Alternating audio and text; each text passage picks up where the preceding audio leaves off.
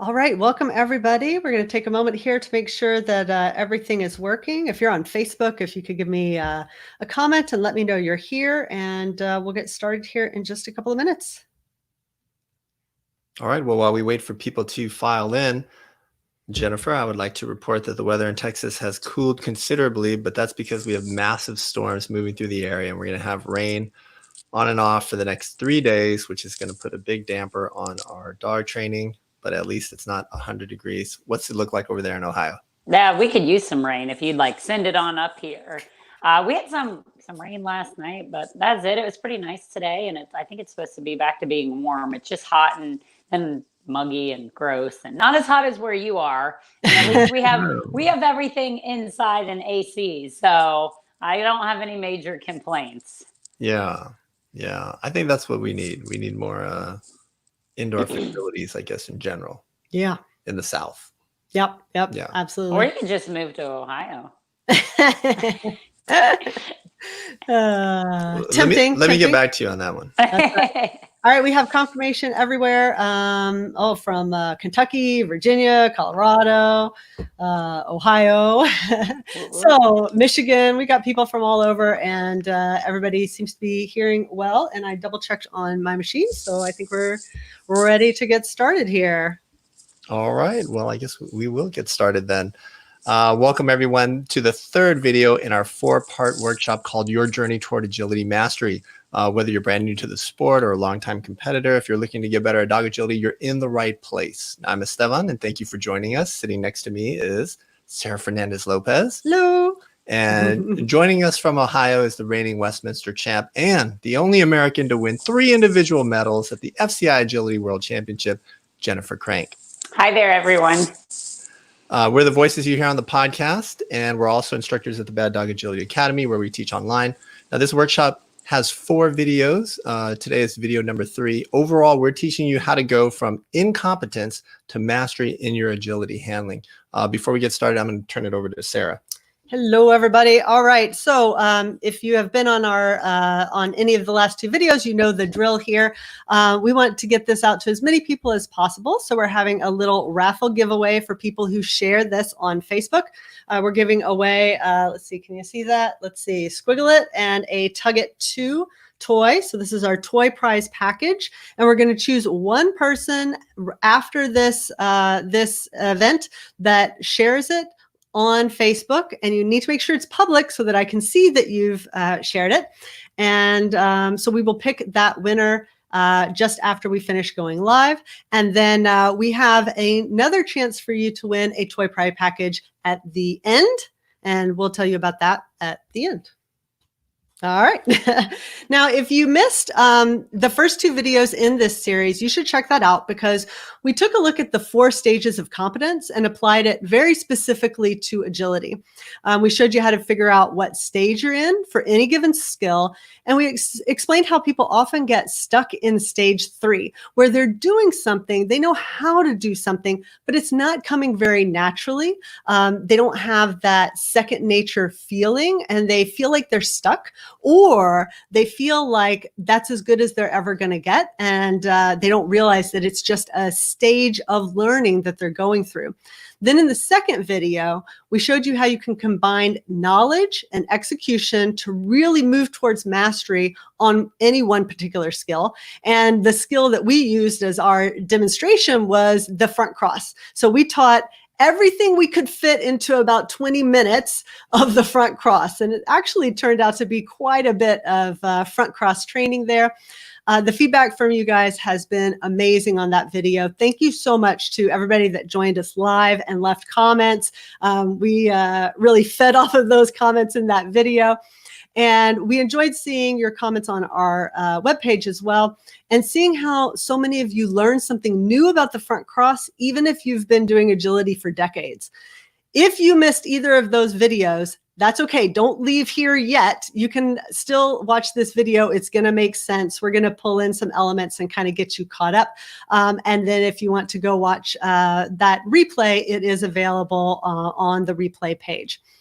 So today, what we're going to talk about is how to take the two-step process that we talked about in our last video, which was knowledge and execution, and turn that into a cycle that you can repeat to move closer and closer to mastery. Yeah, in video 2, we talked a lot about what knowledge you need. It was all about the knowledge, the what, the when, the where, the why, things like timing, position, and footwork as it related to the front cross. But how do we know what knowledge that we need? And I like to break this up into 2 parts, external and internal. So with external knowledge, you're given what you need. You're told what you need. And I think this applies more to beginners, especially in agility, right? You don't know what you don't know. And it's helpful when an instructor or an experienced competitor takes you by the hand and walks you through a course and says, we call this the A-frame. We don't call these the sticks in the ground. We call them the weave poles, right? And so you can pick up on the terminology, and you really didn't know that you didn't know those things. So that's coming from the outside, externally. And then what is internal, right? Internal means it's coming from you. You discover what you need. It's problem-based. So you find a hole in your training and you say, aha, I've got a problem here. I'm lacking some knowledge. I need to go and get this knowledge. The key idea here is that this external versus internal kind of influences where you go to get help, where you go to get that knowledge. And Jennifer, how do you think this affects people who are trying to figure out whether they should learn agility from weekly classes, a seminar, private lessons, or an online class?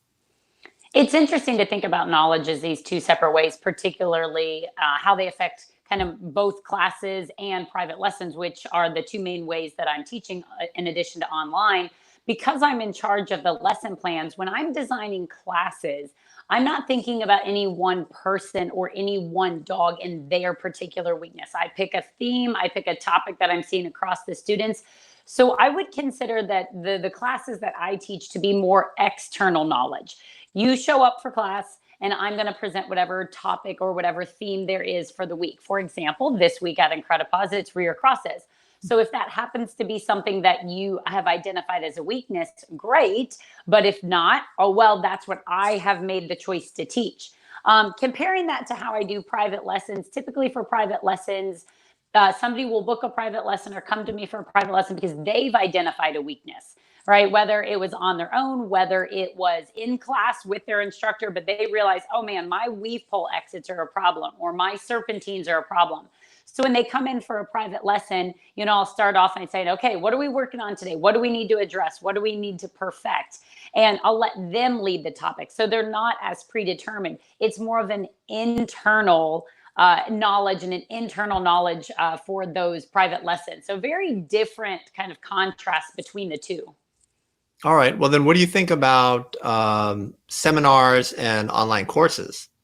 So those are kind of a combination of the 2. They kind of fall in the middle because for most seminars, not all, but for most seminars and most online classes, they're very topic based. They're very specific. So you might take an online class specific for running contacts or specific for front crosses. So the topic is probably going to draw you in because of what you need. So the topic itself may be very internal, right? You've identified, oh yeah, front crosses, I need work on those, or yeah, I need to improve my running A-frame. But once you get in the class, they're very instructor led, right? So if you've identified, yeah, my front crosses need to be better, but you don't know how, once you get in the class, the instructor is leading the curriculum, leading the drills, and identifying things. So I would say online classes and seminars kind of fall in the middle. The initial topic being internal, but the material being more external. Yeah, I think that's a great perspective, and I think that's going to be very helpful for everyone, but especially for beginners as you try and navigate how you're going to best learn the sport, right? There's so much information out there. Now let's talk a little bit about authority. So who's a good source of information? Now, right now, I'm going to poll you, the audience. So everybody get ready. Who would you rather learn from? I'm going to give you 2 choices, okay? And you can type in 1 or 2. Okay, person number 1 is someone with a lot of success in whatever skill you're trying to learn. Okay, whatever you want to do, let's say it's a blind cross, they're very good at doing blind crosses. Okay, person number 2 is someone who has a lot of success in teaching that skill to other people. All right. So they have students and people that they've helped who are very good at blind crosses, if that's a skill you're interested. So I want everybody to type in right now, number 1 or number 2. Number 1 or number 2. Shirley says number 2. All Lynn right. says number 2. Heather Dickinson says number 2. I see a whole lot of 2s here. Everybody says number 2. Everybody says they want to learn from the person who has had success teaching it.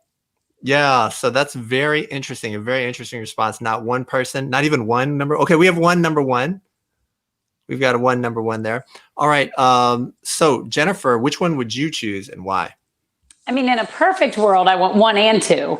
But if I just had to pick one, if I was put on the spot and I had to pick one, I would choose the person who has proven themselves as an instructor on the skill. They have students who have improved, who are seeing success, and the ability to teach it, to me, is a bit more important than the ability to execute it and do it themselves.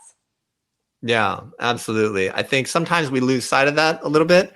You go out and you see someone who's doing really great things on the course, and you expect them to have the ability to help you, but that isn't necessarily the case. Yeah. So, now you know what kind of knowledge that you need and where you can get that knowledge. And so now we want to go deeper into execution. So when we talked about that 1-2 punch, right? Knowledge and execution, we want to talk a little bit deeper about execution. And in the last video, we had some really good tips for execution. We actually did quite a bit of discussion on execution, but I'm gonna give you the top couple of tips that we went over. One was practice without the dog. If you can't do it without the dog, you can't do it with the dog. One was pay attention to your timing, position, and footwork. And that practice is how we get that unconscious competence, that second nature feeling for agility. So agility is a physical sport. You can know it all day long in your head, but you have to be able to do it in your feet out there on the field. And so that's what practice is going to do. It's going to move us to that second nature, fluid, effortless feeling that we all want to. That's kind of what we think of when we say like mastery, right? Where you're doing it well, and it feels good too. And there's a quote that I really like that is, don't practice until you get it right. Practice until you can't get it wrong. And I think that's really what we're talking about here when we talk about practice and execution. Yeah, so that's a great quote. One of my favorites, and I find myself telling my students this all the time: practice doesn't make perfect. Only perfect practice makes perfect, right? So what we mean by that is going out there and doing it. Just simply practicing it isn't going to make it perfect, all right? It might not even make you better, but it's the perfect practice. It's the quality practice that's really going to make it perfect. Yeah, that's a great quote from Coach Jen there. And I think that's a quote that's commonly attributed to an NFL football coach, Vince Lombardi, who's in the Hall of Fame. So, he knows what he's doing. But yeah, I want to emphasize that practice is important. So now let's figure out, what does perfect practice mean exactly? And to me, perfect practice means you're performing really high quality reps that can be compared to a standard. You have to have that second part. Otherwise, you're just guessing. So first, you have to make the effort to put in the needed repetitions. And that means you actually have to practice. You have to make an effort. And this means not avoiding it every week in class. Jen, has this ever happened with one of your students? You give them a sequence or a course, and they carefully avoid doing the very thing that you want them to work on. Yeah, we try to rotate around the format of the classes. So some weeks we look a little bit at strategy and we say, okay, no restrictions, do what you want. But a lot of the weeks it's focused on the execution. So we have the theme, right? For example, again, back to the rear crosses, it's Monday. That's what we're doing this week. So we will tell people, whether you like it or not, we are working on rear crosses, which for some people, they're like, yes, this is great. I'm going to nail it. And for others, they're like, oh man, I would never do a rear cross here. But your weaknesses will never become strengths if you refuse to work on them. So that's exactly what we're doing. We're forcing people outside their element to sometimes do what they naturally wouldn't choose to do. Yeah, that is fantastic. And such a great example too. I'll go back and ask you guys to recall, in the very first video, I told you about my Rottweiler and going to the AKC Invitational. And before the year we made finals and we were interviewed by Animal Planet and she finished third and it was all great. There was the year we went, she ran clean in round 1 and then rounds 2, 3, and 4, boom, boom, boom, off course, all due to late front crosses. All right. And so that was pretty much a bummer there. And I was not doing any rear crosses at the time, even though I ran at a school where it was a kind of a rear cross dominant type of handling style. You know, I was tall, I liked to run, and I did all front crosses. I didn't know very much about the rear cross, but what I did was after that failure, I went out and said, okay, something's got to change. I can't make every single front cross. These courses are a little too tough for that. I'm going to have to do some rear crosses. So I needed to learn rear crosses, and I needed to learn them, figure it out, and then practice them and do them at trials and make sure that I could do them before I showed up at the big event. And then the following year was the year, you know, she was clean and we made the finals and all these great things happened and we won all these awards and you got to be on TV. It was totally awesome. Okay. But it was because I had taken that weakness and made it a strength. One more example, our 15-year-old son plays water polo. He's going to be a sophomore in high school. He's right-handed. So with the left hand, he's terrible. He does everything right-handed. And so when we practice out here throwing the ball, they have not resumed practices or games or scrimmages, that kind of thing. We just throw the ball outside. So if we do 10 throws with the right arm, we do 20 throws with the left arm. Okay, did everybody catch that? So just because you're doing like maybe 10 front crosses, you say, oh, okay, I'm gonna do 10 rear crosses. No, if you're much worse at rear crosses, you should probably be doing 30 rear crosses, right? In a sense, your rear crosses have to catch up. You need to turn that weakness into a strength. Okay, so that's the first part. You've got to put in the effort. All right. And that's what that effort means. So a lot of you think you're putting in the effort, you're not putting in the effort. All right, you need to do a little bit better. So secondly, you need a standard. And a standard really is a clear picture of what you're trying to do. In agility, it's pretty helpful to be a copycat, right? So we all see this, we all share our videos on social media and we watch our favorite handlers run. And what you need is a very clear demonstration that you yourself can follow or copy. And so when you have those two parts, you now can have a high quality repetition. You got to meet that gold standard. But now this kind of raises a new question. How do I evaluate my own performance? Yeah, and I think that the most reliable way to know that you have met that standard is to have an outside view of yourself. So, I mean, this is what instructors are, right? They are an outside view watching you. And when you do something, they tell you like if it was good, if it was bad, or what you could do different or better. A training partner can fill that same role, right? It's still an outside view of yourself. Video of yourself can let you be your own first coach. And, you know, video is also very helpful now because you might be able to take that video and send it to your instructor, especially right now with lots of things being shut down due to the pandemic. So let me tell you what you cannot use to judge how you are doing in your practice. And that is you can't use how it feels. That's actually not a great measure of if your handling is good or not. And let me tell you why. We go all the way back to the first video when we talked about the stages of competence. And we talked about how as you're learning something, you're going to get to the stage where you can do it, but it's hard. And you have to think about it. And there's a lot of conscious effort. And you have to go through that phase to get to the next phase where it's second nature, where you don't have to think about it, where it's subconscious and where it's effortless, right? While you're in that stage where it's still hard, you may be doing it absolutely right, and it may feel wrong because you're still in that stage. You're still in that stage where it doesn't feel easy yet, and not feeling easy kind of feels like it's not right. And so that's why you can't just trust that feeling of it feels good.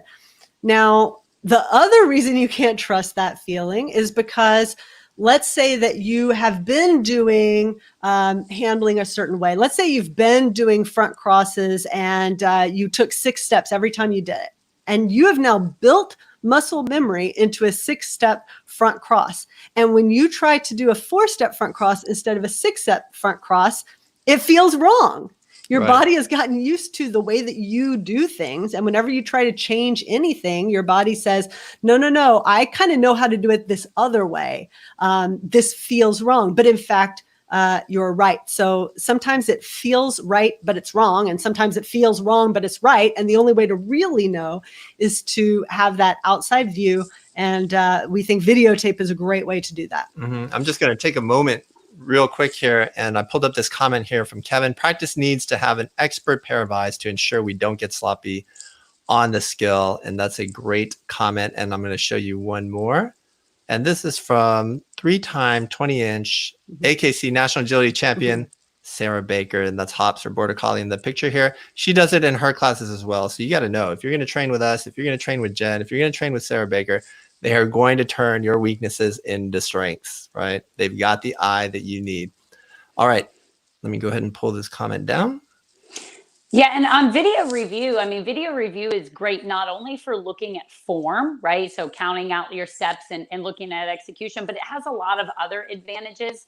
You know, we know agility is fast paced. We want speed, but with speed, sometimes it gets hard to watch things in live time. So video review is going to be good for helping us to kind of slow things down and take a look at things that we couldn't see in the moment. An example that I've been using a lot recently is when I've been timing 2 options, right? So is it faster to go to the right, or is it faster to go to the left? Well, in class, it's really difficult to say, oh, hold on, everyone, let me get the electronic timers out. But if you time with your cell phone, you're not going to get accurate times. So what I've been doing that's just really quick and easy is I've been filming them.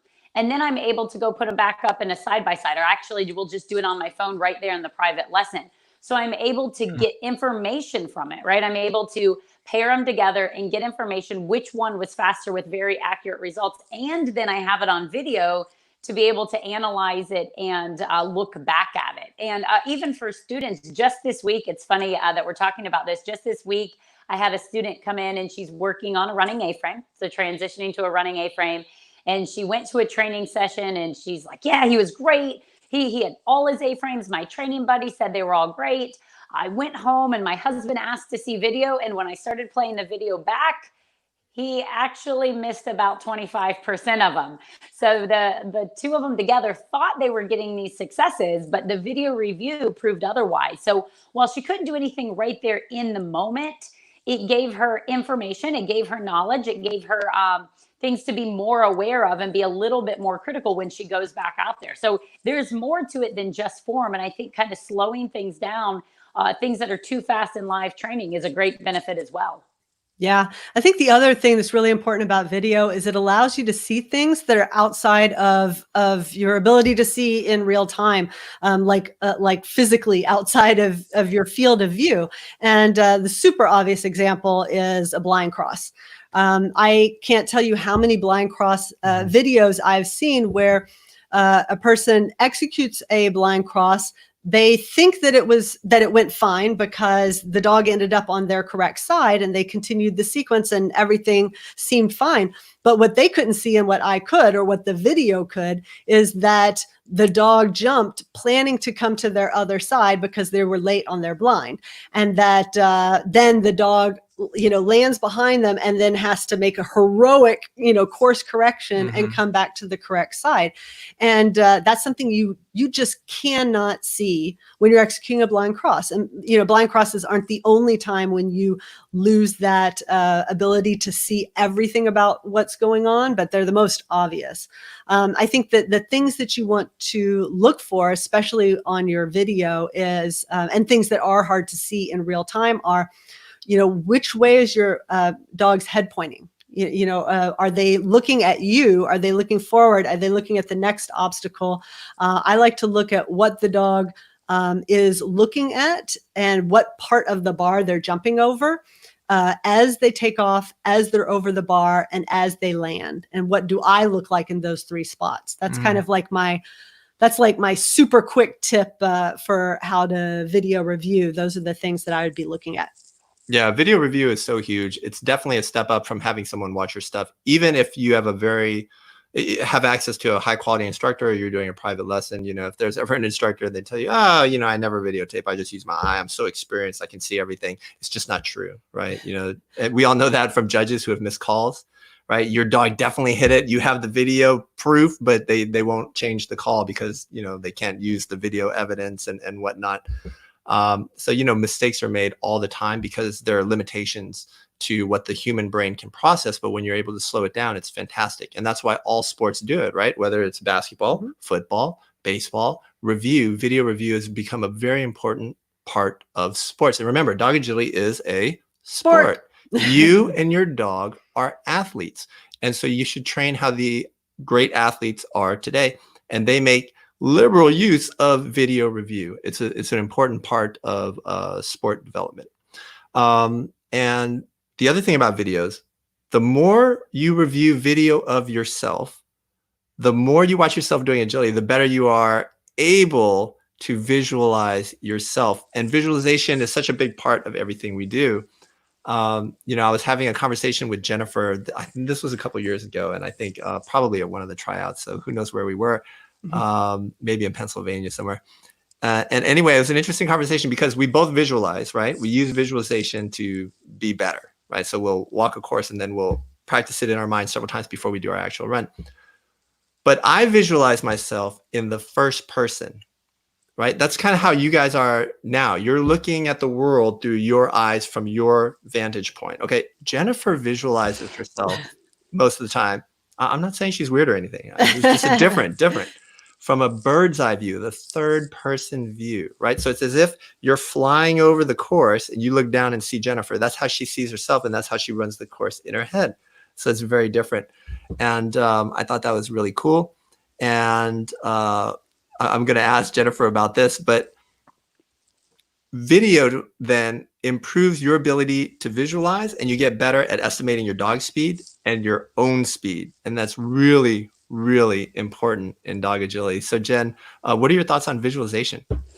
So I think the reason I have that third person view is because video review, or that third person visualization, is because video review is, I think, how I developed that. And if you think about a camera, it's that third view. So like in my head, it runs through like those 4-legged flicks videos, right? They go way up in the sky with the camera and view down. And like, that's how my brain functions. But, visualization has been something I've done for a long time. And there's going to be times that it is so incredibly valuable, and it's made or break my performance. And one that I always go to is snooker, right? Snooker, particularly at big events, you get 8 minutes and you need to walk a plan, and you may have no idea what plan you're going to do, right? Your strategy might be to watch some other dogs. So in that 8 minutes, you will walk like where the obstacles are, the distances between obstacles, and you might walk 3 or 4 different plans.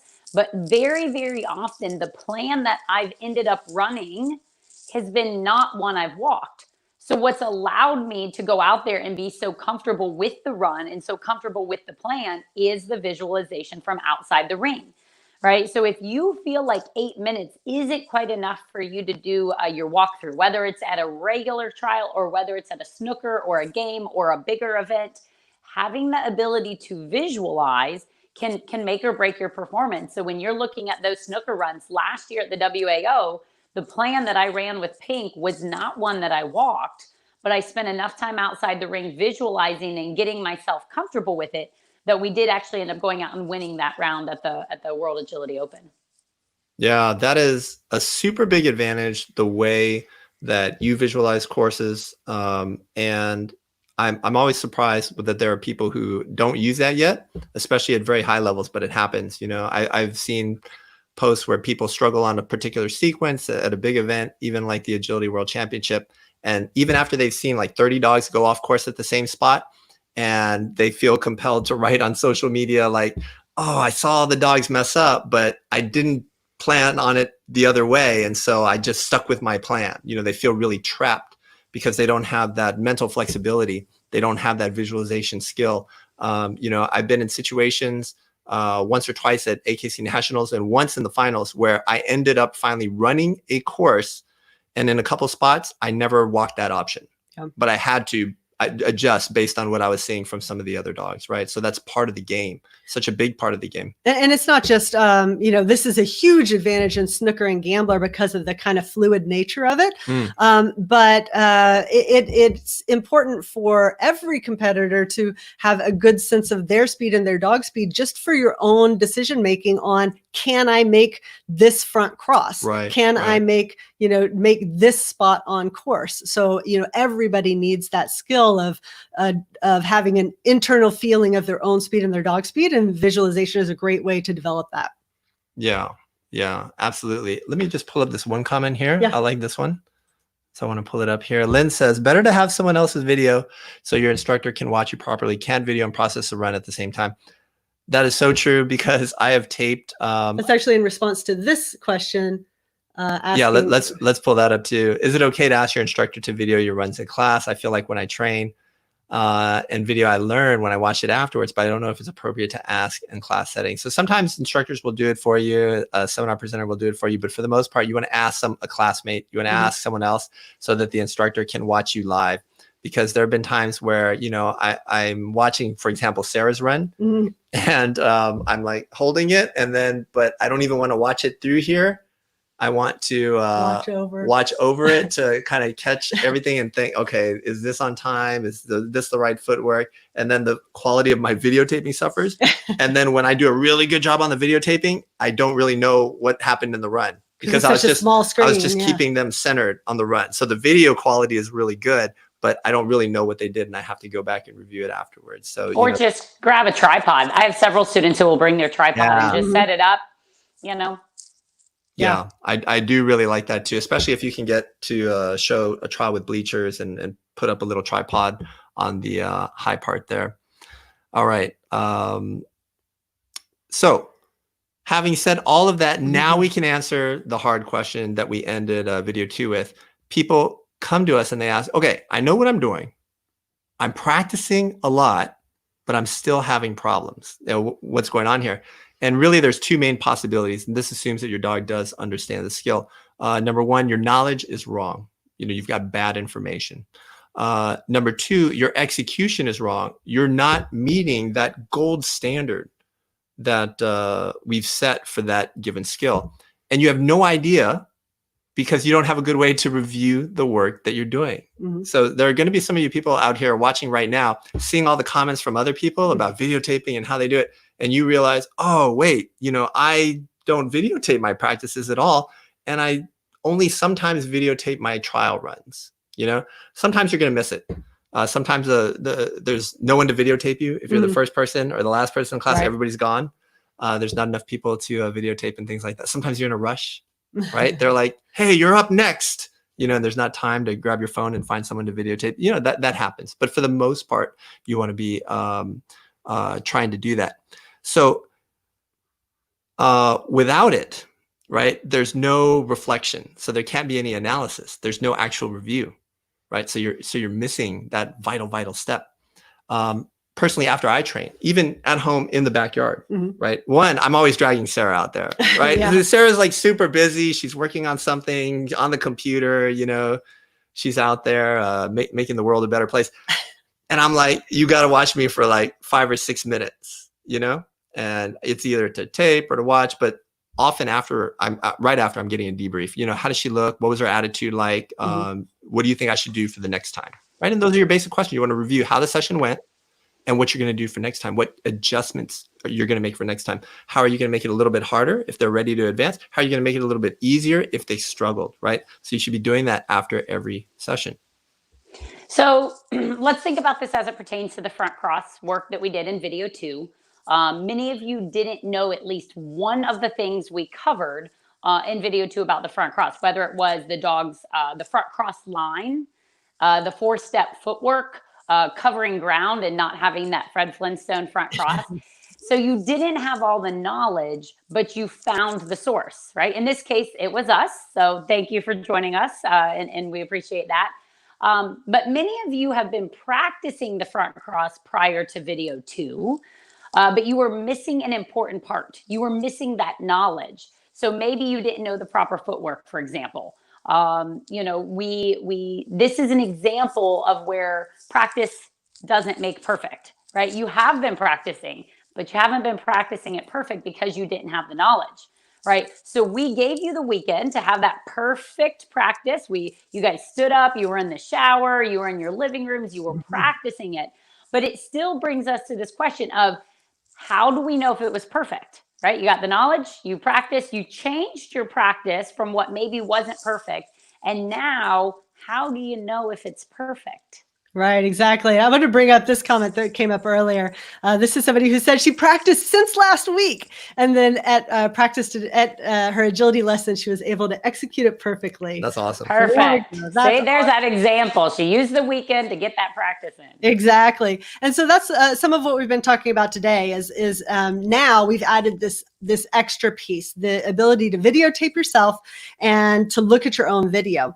And, you know, we didn't teach you how to review video in last week's session where we were looking at the front cross, but actually you're kind of seeing it in action, because when we showed you those videos and we were showing you in slow motion and counting out the footwork and showing the front cross line, like, that is us instructing you, but it is also exactly what I'm doing when I'm reviewing my own video. I'm slowing it down. I'm looking at my dog's line. I'm looking at my line. I'm looking at my footwork.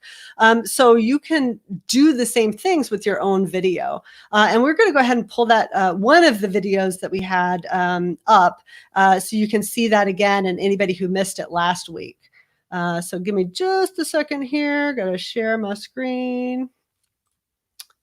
Right here.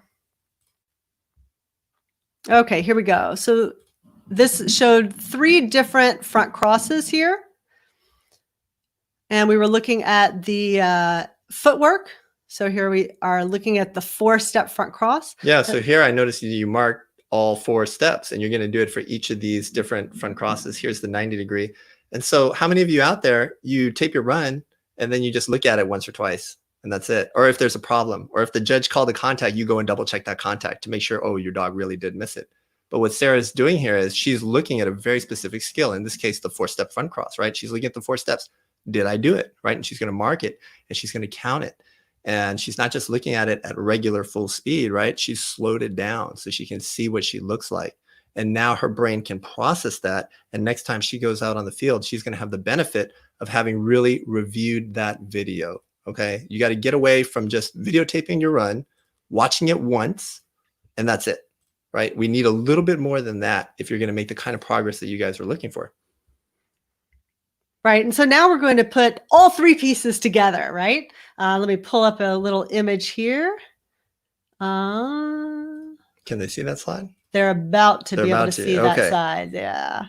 Yeah, and so the 3 pieces that we're going to put together here is knowledge, execution, and today in this third video, what we've added is the review process. And you can see how the review process is going to affect the knowledge that you're looking for and how you do your practice, right? So that's what all the arrows here are all about. For any skill, you have to gain the right knowledge, then you have to practice the right execution, and then you have to review your performance. So you got to make sure you get that performance review.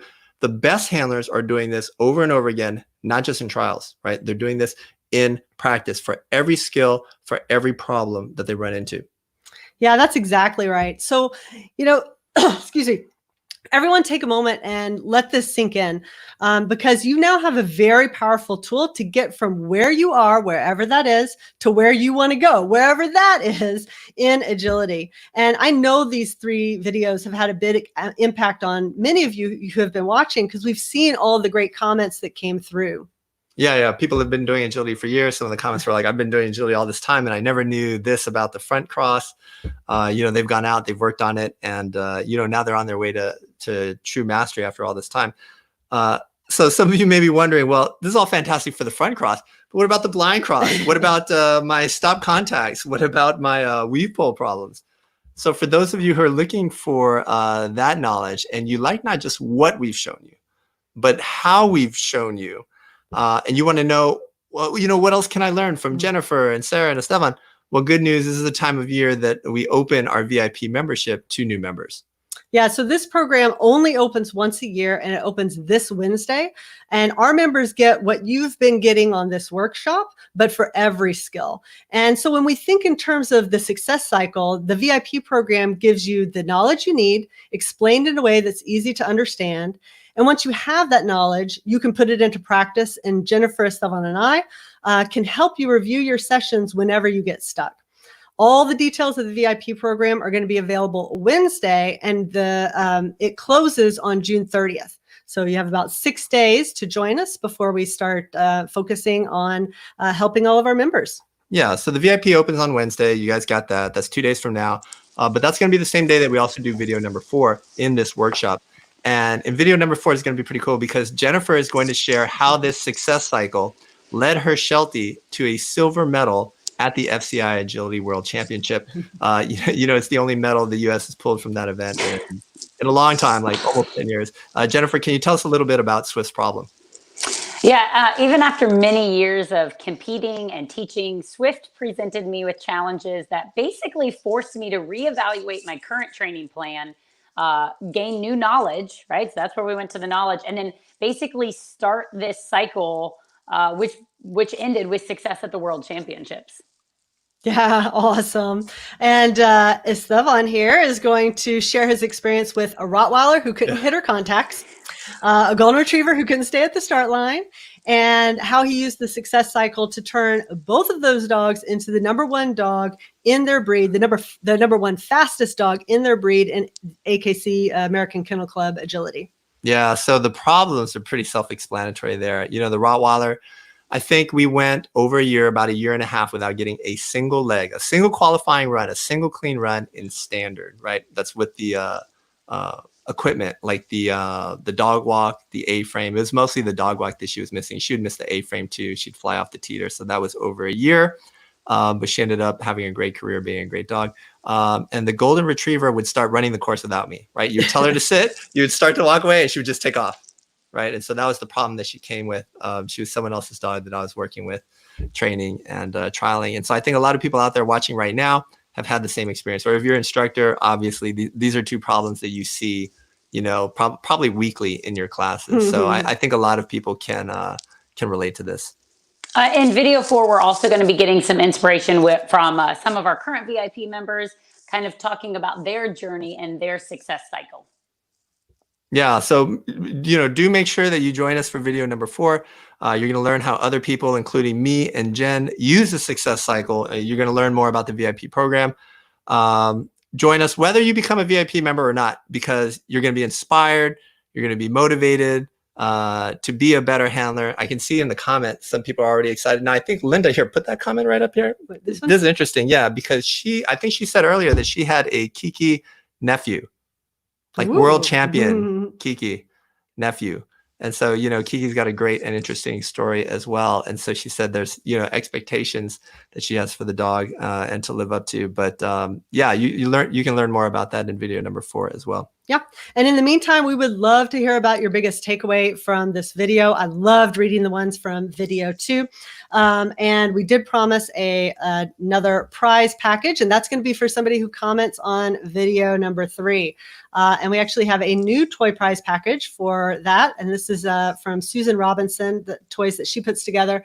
So you're going to get one of these little circle-y toys and one of these long toys with a handle for somebody who comments. And let me also put up on the screen the URL there. So that's at baddogagility.com/video3. So you have to leave your comment on the replay page here at this URL, baddogagility.com/video3, not on Facebook for this particular giveaway. And for those of you who tried last week the last video, and we told you to go put your takeaway and you went and you couldn't find it. And I was like, I don't know, it's there. And you were like, well, I don't see it.